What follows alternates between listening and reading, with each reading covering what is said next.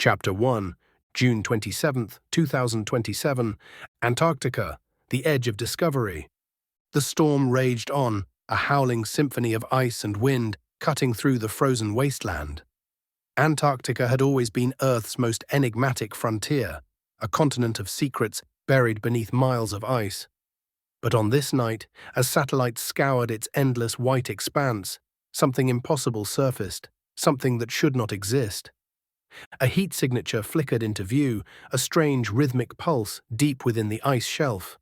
The world watched in stunned silence as the satellite images sharpened, revealing two figures moving with deliberate intent.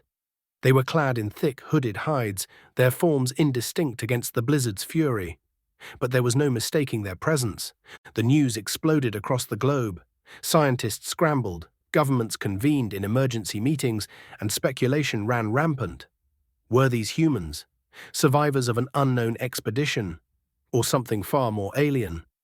United Nations Emergency Council, New York. We cannot ignore the implications of this discovery, President Li of China insisted, his voice urgent. This could change everything we know about life on Earth. Or what lurks beneath it, Prime Minister Adebayo of Nigeria murmured, his gaze fixed on the live feed. We must proceed with caution. If these beings are not human, if they are something else, what will our next step be? Nonsense, scoffed Secretary General Patel. We have no proof that they are anything but explorers.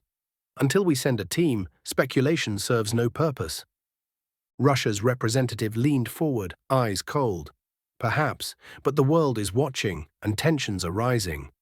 Some will see this as a threat before they see it as a discovery.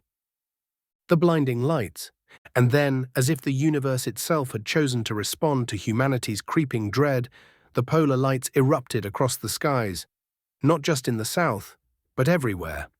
From the neon-lit streets of Tokyo to the deserts of Cairo, the aurora shimmered in impossible hues. Then came the unexplained events. Power grids flickered and died, machines malfunctioned. Whispers, voices with no origin, began creeping through radio signals. Scientists called it atmospheric interference. The masses called it prophecy.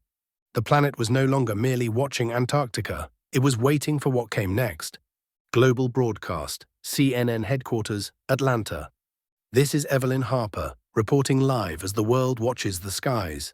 With tensions escalating, leaders are in a race against time to understand what is happening.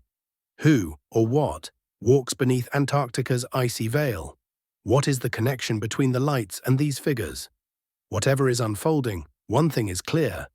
Humanity stands on the precipice of something unprecedented, and not everyone is ready for what lies ahead. Static crackled across the screen, then, just for a moment, the satellite feed showed something new, just beyond the figures in the snow. A shape, towering, waiting. Global chaos. The auroras intensified, their colors bleeding into one another in a kaleidoscope of brilliance. Then, without warning, the skies erupted with blinding flashes of light, so bright they turned night into day. Across the globe, people shielded their eyes, their hearts pounding with primal fear. The lights seemed to pulse, as if alive, casting shadows that danced unnaturally. In Antarctica, the figures paused, their movements synchronized with the flashes above. The towering shape behind them began to glow faintly, its edges shimmering like heat waves. The satellite feed cut out abruptly, leaving the world in darkness, both literal and metaphorical. The lights were the spark. Within hours, chaos erupted. Nations accused one another of weaponizing the phenomenon. Old rivalries reignited, and new ones were born. Skirmishes broke out in disputed territories, and the fragile threads of diplomacy unraveled. This is an act of aggression, thundered President Castillo of the United States during an emergency broadcast. We will not stand idly by while our sovereignty is threatened. Aggression? Retorted Premier Ivanov of Russia in a counter-broadcast. You dare point fingers while your satellites hover over our borders.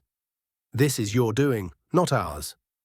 In the Middle East, tensions flared as neighboring countries accused one another of exploiting the chaos. In Asia, alliances fractured under the weight of suspicion. The world was a powder keg, and the lights were the match. The broadcast.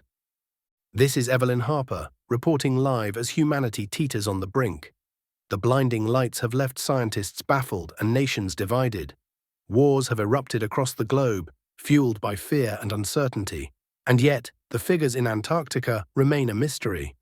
What is their purpose? What is the towering shape behind them?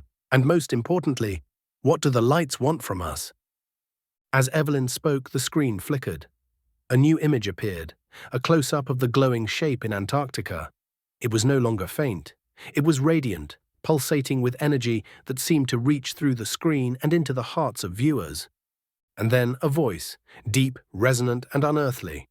"You are not alone." The broadcast ended abruptly, leaving the world in stunned silence.